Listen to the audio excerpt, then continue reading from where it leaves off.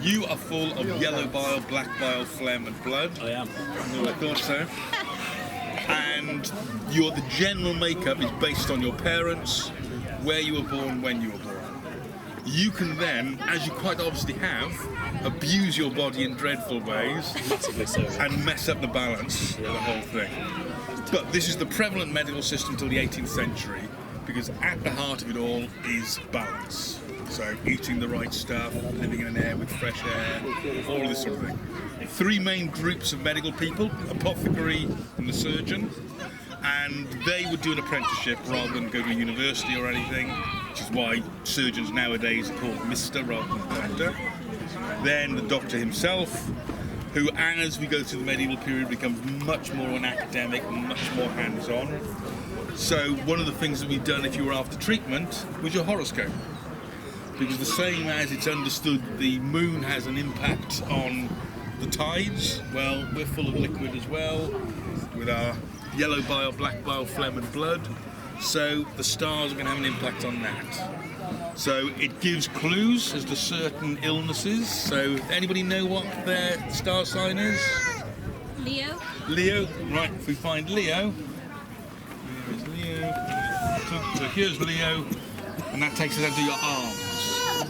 Now, just to complicate things, either you're going to have problems with your arms, or you have particularly excellent arms. It just means there is a part of your anatomy that we must take particular attention to. Okay. And if you came along to be treated, and somebody with a different star sign came along to be treated, I would give you different medicines, because I would also do your horoscope. If you came back to me in 6 months' time, then I might treat you differently again, because the stars are in a different position. But it's all about balance. So, the young fellow with the ears here, is he ever asked to tidy his room? Yes, what do you mean no? What kind of parental... And when you ask him to tidy his room, did he ever get a bit irritated? Bit of red-facedness going on? Yeah. Well, you would obviously have too much blood in his head. So what I would do is I would open a vein in his foot, and once he's lost a pint or so of blood, he'll be calm, quiet and pale, so it obviously worked. If you, sir, have a cold, you have too much yellow bile and phlegm in your head. So what we do is we take 3 fingers, one on the bridge of your nose, where the top finger is, mark that with charcoal, take our cautery, heat that in the fire till it's red hot, and strike you on the head with it. Wow. And the sudden extreme heat will drive out the cold, and it will always work, because you then say to your patient, are you feeling better, or would you like me to smash you in the head with a red hot iron again? And of course, your cold is always gone, you're always feeling better. And the problem you have with medicine generally is the ludicrous is constantly combined with stuff that actually works. So for example, if you'd like to have a sniff of that and pass it around, that is for nosebleeds. Garlic. Oops. Sorry. Don't worry, it wasn't a secret. So if you've got a nosebleed, you drink garlic and milk. Or you have a vein opened between your thumb and your finger, and that will cure nosebleeds. If you're dizzy, you drink the blood and swallow. So they're quite keen on sympathetic medicine. So if anything's not going to suffer from dizziness, it's going to be a swallow. So drink its blood and that should sort you out. Combined with that, though, is the stuff that actually works. So for example, in the herbal side of things, we have wormwood. Wormwood is used for intestinal parasites, and it is a massively, massively heavy, how can I phrase it? It'll give you very bad diarrhea. So basically you drink this, everything moves south. It's also what was used to flavour absinthe, and as happened with absinthe, and why it was banned, was you drink too much of it, you go slightly mental, so a problem there. We've got calendula, marigold, which is antibacterial. You've got comfrey, and the country name of this is nitbone. And you drink teas made out of it if you've got a broken bone, and it's got tons of calcium in it. And then we have another delightful smelling one, if I can pass that one around. That's valerian. And valerian, apart from smelling like wet dog, valerian is a general calmative, helps you go to sleep. So you have this mass of herbs that may work, that seem to work. Some of them have had actual clinical trials. So we have one from Bowles' leech book of the 9th century, used for infected eyes. And you take a copper pot, you put, it's either leek or garlic, the word used can mean either, and red wine, leave it for 9 days. And that's been tested on staphylococcal infections in the eye. And what they found is that all bacteria has like a fatty layer around it to protect it from its environment. The ethanol in the alcohol dissolves the fatty layer, and the antibacterial properties of the leek and garlic can then kill the infection. So there is some stuff that is still working. As the doctors get more and more academic and get more and more hands-off with their patients, this becomes the symbol of the physician. And if you're walking down a medieval road looking for the doctors, there would be a cutout, or a wooden cutout hanging there like a pub sign, of a uroscopy jar. And you get your patient to pee in it. So you might have your assistant go to the patient, get the patient to pee in it, it gets brought back to you. You put your fingers behind it to see how translucent it is. You smell it and you taste it. And there are certain problems like diabetes, for example, where of course your urine will taste sweet. So I could tell you that you had a wasting sickness, but I couldn't actually stop you dying. But at least I could tell you that you had it. And over there we have the uroscopy chart. With all the different colours related to whether you are sanguine, choleric, melancholic, whatever. There is some suggestion that what you actually get is whatever colours happen to be on the palette of the artist who was doing it. But that's the theory. Also very keen on cleansing you. If you're not able to specify a particular area where you've got too much of a particular humour, it's a bit like turning your computer off and on again. They would get as much out of you as possible. So you would be bled, you would have an emetic to make you vomit, diuretic to make you pee, you would have this used, this is a clister, and that is for enemas. So not the whole length, I hasten to say, just part of it in there. So one of the ones that was fairly keen on for enemas was a sort of deer fat vegetable soup pottage that would then be pumped up you to cleanse you out. And then hopefully, as you got the blood and the liquid and the fluids back into you, you would hopefully rebalance yourself. And this is the prevalent medical system until late 18th century. As I say, at its heart is the neutral side of things, the balance. Over on the surgical side, now surgeons very often refuse to operate. One of the things that annoyed surgeons immensely was that doctors could be treating you for years and you don't get better and nobody has a go at the doctors. You make one mistake as a surgeon and there's all kinds of problems going on. So they tended to do fast operations. So for an amputation, for example, you would have the capital knife, and that is used to go through the skin, the flesh and the muscle. That's then drawn back and the surgical saw is used to go through the bone. And then for most of the medieval period, their favoured method of stopping you bleeding to death after the amputation was this cautery. So they're again heated, put on the stump. One of the problems with that is it burns all of the nerve endings. And although you may recover, the pain may go from the burn relatively quickly, it'll last a really long time because of the nerve endings. So cautery for amputation, cautery for abscesses, cautery for penetrating wounds, and of course the cold. And then a few other little examples here. So this is an anal speculum. When you have to see what's going on, it doesn't have to open that wide. We have amputation chisels. So this is just for the joints of fingers or toes. So just straight through. You do it that way up though. And what you get is two flaps of skin and flesh that you can actually stitch over the end. We have a trephine. The trephine is for doing trepanning, drilling holes in the skull. One of the few instruments that we actually know when and why it was made is this. So, Battle of Shrewsbury, 1402, 3, something like that. And Prince Henry is hit in the face with an arrow. Now, This is what a proper medieval arrow looks like. You've got lots of excellent arrows around the place where you have a go and things, but this is a proper war arrow. You'll notice that the front of it is thicker than the back. So all the weight of it is leaning forward. Feathers, a number of different birds used, but geese is probably the most popular, but the feathers are either from the right or the left wing of the goose, because there's a natural curvature. So when you shoot it, it spins through the air. And then you'll notice this little black greyish mark, that is a piece of cow horn. And that's put in because the pressure of the string is so powerful it actually split the back of the arrow apart. And that will hit you at around about 100 miles an hour.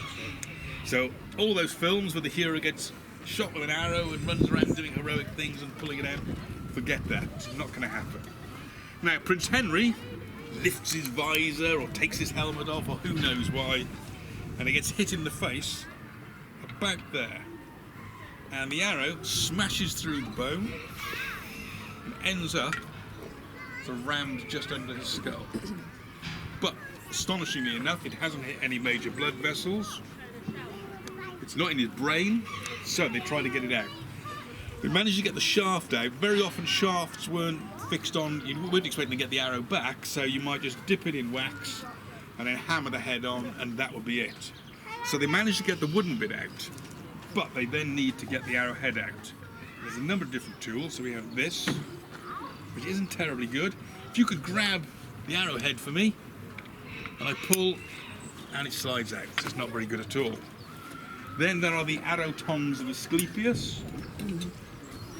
So the idea with these is whatever shape the arrow, because you might have an arrowhead that's barbed, for example, that would go over the entire arrowhead and protect your body as you pull it out.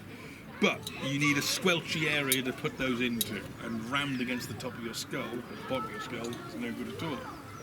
So along comes John Bradmore. John Bradmore's the king's surgeon, and he invents this, almost on the spot perhaps, has it made up by a local blacksmith, we think. So that goes into the wound, which of course by now has to be cleaned out. They use something called a tent, which is basically a stick with linen around it to clean out all the pus and the gunk from a partially healed wound. Into the arrowhead, like that. And then when you screw this bit, out comes the screw at the end, and it also opens up either side, sort of like a roll plug. Grab the whole of the interior of the arrow, and they managed to pull it out, and he survived. And Prince Henry became Henry V. So without that, no Henry V, no Battle of Agincourt, etc. But most of the tools just continued on right through medieval times. This is for anal fistulas.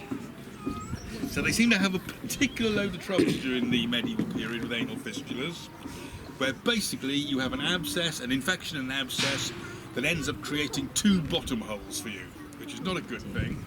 So that goes up your bottom, a little metal hook like this on the end of the string. This goes into the fistula, you hook it and you pull it out. So basically you've got a piece of string coming out of your bottom and a piece of string coming out of the fistula abscess. It sort of comes out of your bottom cheek, a couple of inches away from the bottom itself. You then tie the string really tight, and every day you tie it a bit tighter, and it gradually cuts its way through your bottom cheek from the abscess.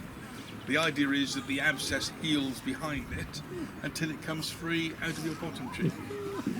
And you had specialist surgeons who would deal with that. So lots of things going on, but nothing that was going to take a long time to do, nothing major. So you've got people that are dealing with quite major operations like amputation, fistulas, etc., trepanning, but then perhaps the lesser surgeons and barbers would deal with very simplistic stuff like dental work.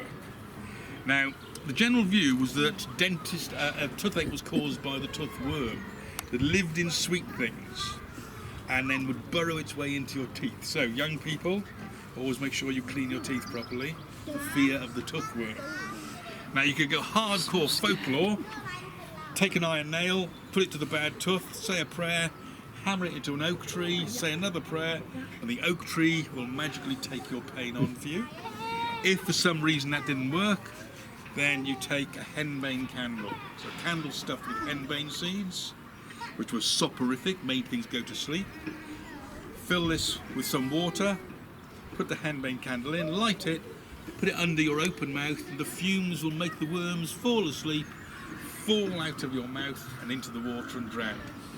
And if you were a very dodgy person, what you would do is you would cut up tiny little bits of a stringed instrument, and these little threads, which are very dry, will be dropped into the water when nobody was looking, and as they rehydrate they move, so it looks like there are tiny worms in the bowl.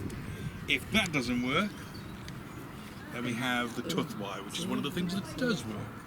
So you put that on the gum behind the aching tooth, heat that in the fire till it's red hot, and then you ram that heated into the gum.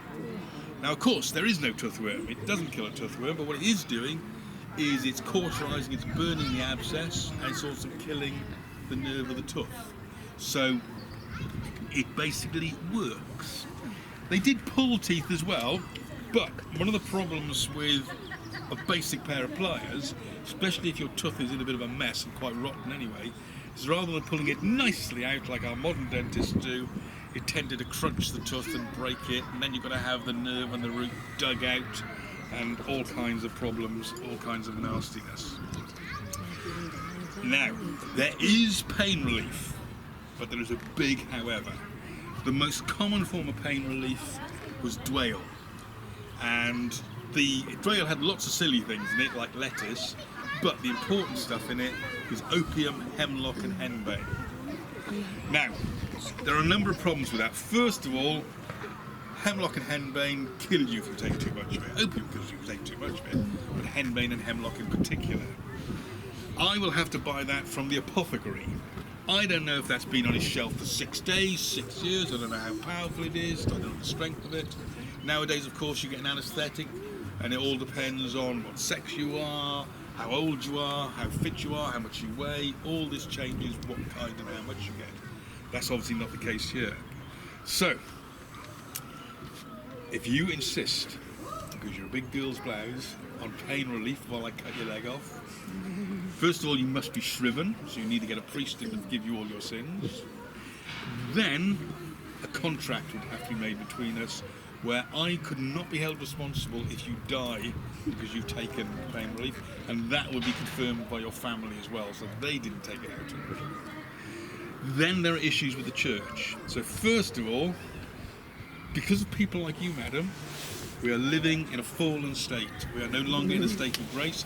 Because you ate that apple in the Garden of Eden, we are in a sinful, pain-filled world. So now, God expects you to suffer. And you're doing something to go against the will of God. You're a bad man. You obviously are a bad man anyway, or you wouldn't be having to have your leg amputated. So again, God's upset with you. Then you're almost dabbling, because this can kill you, you are dabbling in the world of suicide, which of course is against church doctrine, so that's not really on. But also, the more physical suffering that you undergo on earth, the less time you'll spend in purgatory, the faster you get to heaven. So there are all these reasons why you should just have your leg amputated without an anaesthetic and just suffer.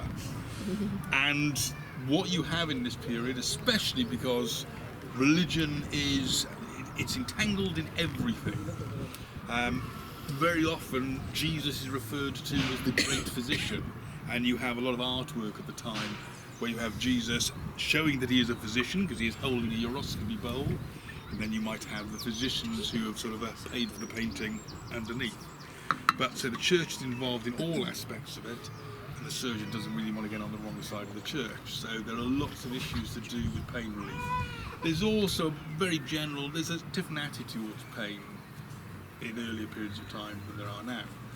But there are gradual changes occurring, and they're mainly down when we get into the Renaissance. We get a lot more dissection of dead bodies being done. So there is more of an understanding. So you no longer have illustrations like that showing you what you look like on the inside. We have proper Vesalius, Belgian, does an incredible work where it's the structure of the body, musculature, bone structure, so more information is coming from that. There is also a load more printing and publication going on, end of the 15th century, getting to the 16th century. And you get teaching universities where this information is now being passed on through books as well as the actual teaching. So you start to get this little domino effect going on. So for one tiny example, we have got a medical man, a doctor, who's teaching at the university in northern Italy, whose name is Falloppio, and he gives his name to the fallopian tube of ladies. He's got a student called Hieronymus Fabricius, and Fabricius discovers that your veins have one-way valves in them. Now this is very strange, because the general view is that your body, the blood in your body just sort of sat there and maybe sort of moved a little bit back and forth depending on the moon and the stars and all the rest of it, so why would you need valves? He's got a student who's an English doctor called William Harvey, and he's so fascinated with this that he does work that ends up with him discovering that the heart pumps blood around the body.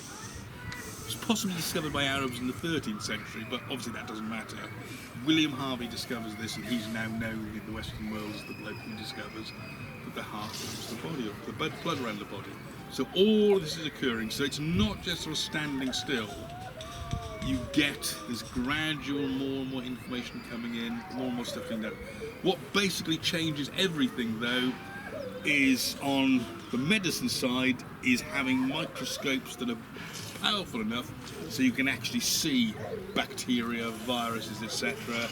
And you have people like Louis Pasteur in the Victorian period, who starts his work on diseases of plants, but basically ends up discovering various sort of bacteria that causes a variety of diseases. On the surgical side of it, nothing really changes until the 1850s. Surgeons, it's all about speed. And in particular in the Victorian period, you have some of the greatest surgeons who claimed that they could amputate a leg in 30 seconds. And they would go into the amputation theatre, surgical theatre, and men were allowed to come in, just like going to the cinema. And in they would come, they would take their jackets off, and they would go, "Gentlemen, time me." And everybody would get their pocket watch out and see how fast they can actually amputate a leg. So some of them were doing it in 30 seconds. That did have its own problems though, because of the speed of it. So we have one of the great surgeons who has a 300% death rate in one operation. So if we go back to you, sir, with your amputated leg, so he cuts your leg off, you die of sepsis. You're the assistant holding his leg down, and I do it so fast that I cut your thumb off, and you die of sepsis. And another gentleman in the public is looking so close that I cut through his jacket, and he has a heart attack and died. So they lost 3 people during that one operation. He also did another operation where he was amputating a man's leg very high up and accidentally cut one of his testicles off at the same time. So lots of issues, but hurrah, 1850s, chloroform and ether start being used, and you can now do complicated surgery, intrusive surgery, because you can now put people to sleep during it. So if you need nothing more than the dental knowledge about dental methods, you can sit back and consider how lucky you are that you're around now and not then. Now, I'm sure there's lots of things that I've missed out. If you want to come and ask me about any of the actual tools here or anything like that, you're welcome to come and do so. I hope that I have elucidated you a little bit on all matters medical, and I say I hope you will enjoy the rest of your day. Thank you very much. Thank you. I'll pass the